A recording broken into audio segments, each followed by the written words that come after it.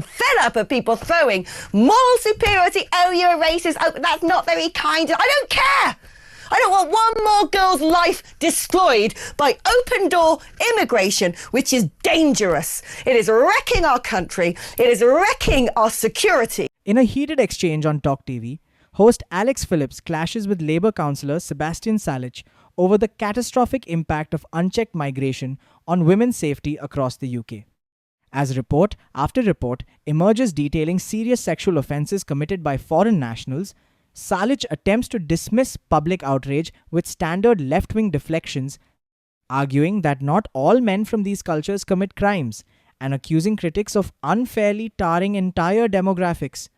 Refusing to tolerate establishment gaslighting, Phillips hits back with hard statistics and a brutal reality check, challenging the councillor to put on a dress and walk 10 paces behind her through certain London neighbourhoods to experience firsthand the harassment and danger women face every day. When you look at some of the reports coming out, especially the sex attacks on young girls, this isn't a trumped-up, overblown, oh, we're just handpicking the odd case that an asylum seeker or migrant has committed this crime. It's day after day after day. And, I mean, look, for instance, this month, the rape in Leamington Spa, I'm not sure I even know about this one, had a reporting restriction placed on the case because the defence lawyer said the video the victim took of the attack was so harrowing, it risked disorder if the public saw it. In addition, Sultani Bakatash, also an Afghan national charged with the rape of 2 teenage girls in Bolton, Dawajan Ahmadzai, another Afghan national found guilty of 2 counts of sexual assault of a child. These are women and girls! These are little children! Having their lives destroyed! Someone's got to take responsibility for this. Surely somebody's head has to roll. Yeah, it's complex, isn't it? And look, I think I agree with you on the complex. top line. It's blimmin' easy. It's easy, Sebastian. You don't let men in from misogynistic medieval cultures where they stone women to death. You just say no. No. You got nothing to do with us. You're not coming in. So what would you do then? You'd have certain countries you just wouldn't accept asylum claims from. Exactly. And which ones? Well, Afghanistan for one, sorry, no, you pose too much of a risk to women and children. We've already brought in everyone that, seems to say they've got some sort of connection to the British military. I'm sorry, now we've looked at what's happening to our own, and you protect women and girls first, no to you, no to Eritrea. You can get those statistics of the people who are committing the worst possible crimes and just say no. Hungary's said no. Poland has said no. America's saying no. We get to say no. We're not the YMC blimmin' A of everybody in some far-flung, brutal, brutish, grim country who suddenly decides they want to live here. No. It's easy. Well, let's start with where we agree, I think, which is that living under the Taliban is really, really horrible. And there will be many people who don't agree with the Taliban. And often, I don't know if you've noticed this, I certainly have, many people who leave these regimes and who you meet in real life, they leave because they hate what is happening in their own country. So they're completely at odds with the attitude of the Taliban towards women. And therefore, I think it would be really problematic to essentially tar everyone with the same brush, to say, I'm sorry, we've looked at the statistics and many of your people... Sometimes life ain't fair. Life ain't fair. Sometimes you've got to do that. And Afghanistan, you can go over the border to Pakistan. Oh, that's right. Even the Pakistanis don't want the Afghans anymore. There's 53 Islamic republics. If they want to go to misogynistic cultures, go there. It's not our problem. It shouldn't be at the expense of girls. The first is that they are going there. The majority of the countries that take the most asylum seekers are in the Islamic world. By far, even in Europe, we fall behind France and Germany in terms of the numbers we take. And secondly, as I say, a lot of these people don't want to go to other misogynistic cultures. They don't like what they're living under in the Taliban, and who can blame them? It's awful. And therefore, they're seeking somewhere with better values. And I would like to think that Britain does have those better values. We do, but unfortunately, when you keep hearing day after day, can't even show the video of one sex attack because it's too harrowing. I'm sorry, We've had the grooming gang scandal. We're now beginning to see regularly what is happening to girls. Sebastian, come on. As a country, we just go, no. We can say no. It doesn't make us bad people to go, do you know what?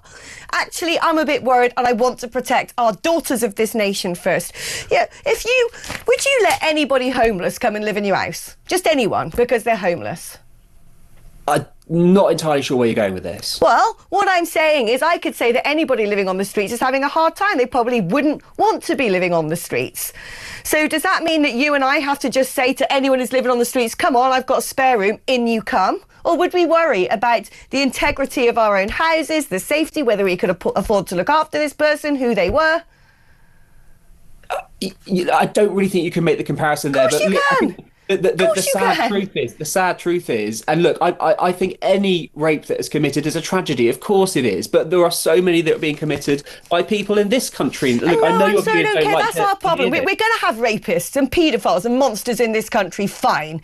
It doesn't mean we have to import a load of them from countries who statistically have a proclivity towards that behaviour, and statistically it is borne out with empirical data. Why are we prioritising them instead of the safety of girls, Sebastian? Come on. Hang on, Alex, because you just told me that you don't think it's realistic to punish civil servants retrospectively when they allow people in and then they go on to commit a rape. And that's exactly what we're facing here. None of us know who a future rapist is. It could be an Afghan, it could be a Brit, it could be a Frenchman, it could be a German. Anybody could be a future rapist, and we can't guess who they are. Sebastian, I think we can make some educated assumptions, and there's nothing wrong about doing that. Someone of doing something that they haven't done yet. That's just a basic fact of the law and of time, frankly. Look, I don't want these people here at all. Not one. But the reality is that most of them aren't rapists. It really I don't care anymore. Being so rude towards Afghans and towards other people who, most of them are just normal people like you and me. Some of them are nice, some of them are annoying, some of them are selfish, some of them are this and that. They're just normal people, and that we are tarring them all as rapists, I think is really, really unfair. I'm not tarring them all as rapists. I'm saying statistically, it is borne out in fact.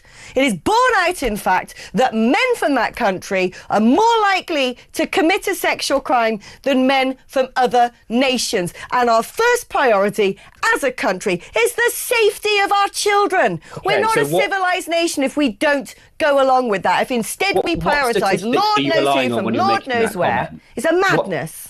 What stats are you relying on when you're making that? I made a whole documentary on this. You could go watch it on YouTube.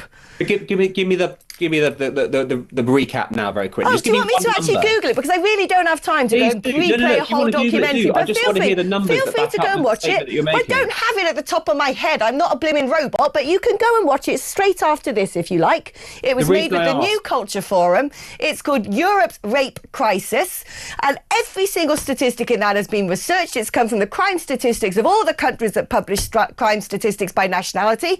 It involves the incarceration statistics in this country, which is the only statistics we currently have.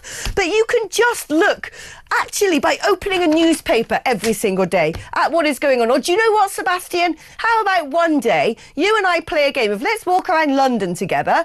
I will wear a dress, have my blonde hair out and some high heels. You can walk about 10 paces behind me. We'll go to certain neighbourhoods and you can see what people like me have to go through. Or perhaps you want to go and claim all these men are normal to the mothers of the girls whose lives have been destroyed. I don't doubt that at all, but I think I know you will, as my female friends and those in my life tell me, you get that from white men as well. I just don't not think in you the can same use that way. as an argument to say all brown men or all Afghans or something. Oh, you don't. You don't, Sebastian.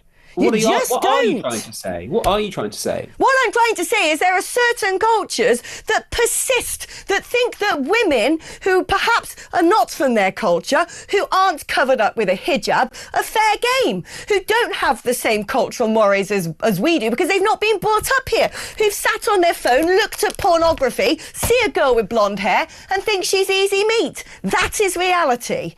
And until we can listen to women, until we can protect women and children, we're failing. We're failing as a country, and I'm fed up of people throwing moral superiority. Oh, you're a racist. Oh, that's not very kind. I don't care.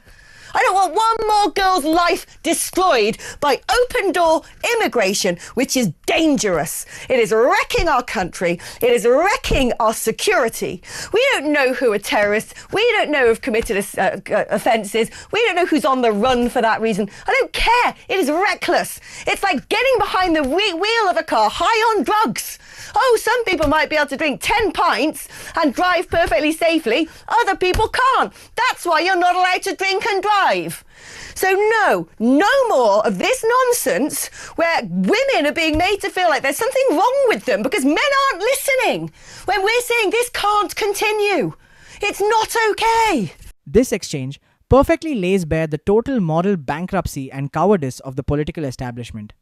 When confronted with raw statistics and the terrifying daily reality facing women and young girls on British streets, Labour politicians like Sebastian Salic offer nothing more than empty deflections, not all men excuses, and weaponized accusations of racism.